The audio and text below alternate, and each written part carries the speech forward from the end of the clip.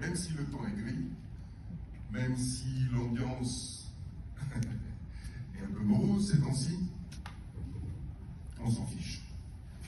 On s'en fiche parce que la vie va continuer, vous allez continuer à vivre, et le principal dans cette affaire-là, comme j'ai pu avoir des nuages gris dans ma carrière, comme j'ai pu avoir des moments moroses, c'est qu'on est en vie, voilà, on est en vie, en pleine forme, c'est le plus important de tout, que tout le reste n'est que relatif, et qu'il va falloir s'adapter encore et encore, parce que c'est un principe de vie, cette faculté d'adaptation.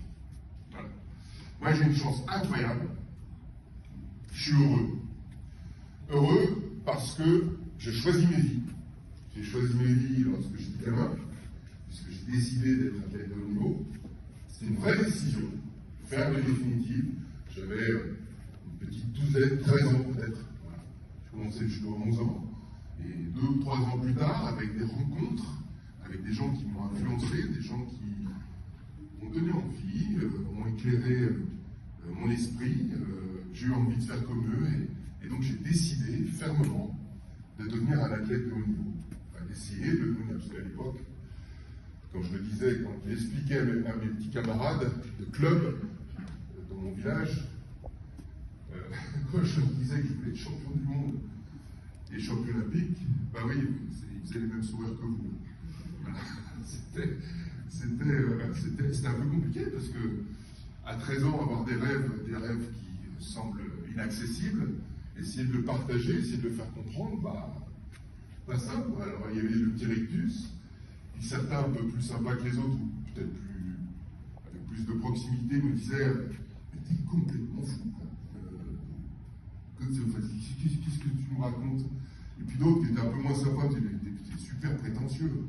T'es vraiment, tu te la pètes, quoi, parce que franchement, tu te rends compte, être champion du monde, mais t'es fou, c'est impossible. Enfin,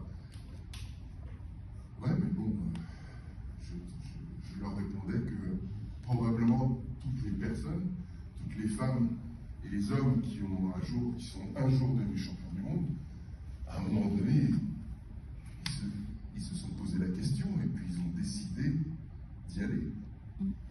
Alors peut-être pas à 13 ans, peut-être un peu plus tard, peut-être avant d'ailleurs. Mais il y a une décision qui a été un départ, qui a généré ensuite un choix de vie, une transformation même de vie, puisque à partir de ce moment-là, à la seconde où j'avais décidé ça,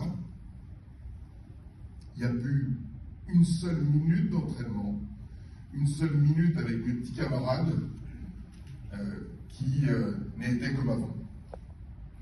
C'est-à-dire chaque seconde, chaque mouvement, chaque effort, chaque entraînement, chaque apprentissage revêtait quelque chose de beaucoup plus important pour moi.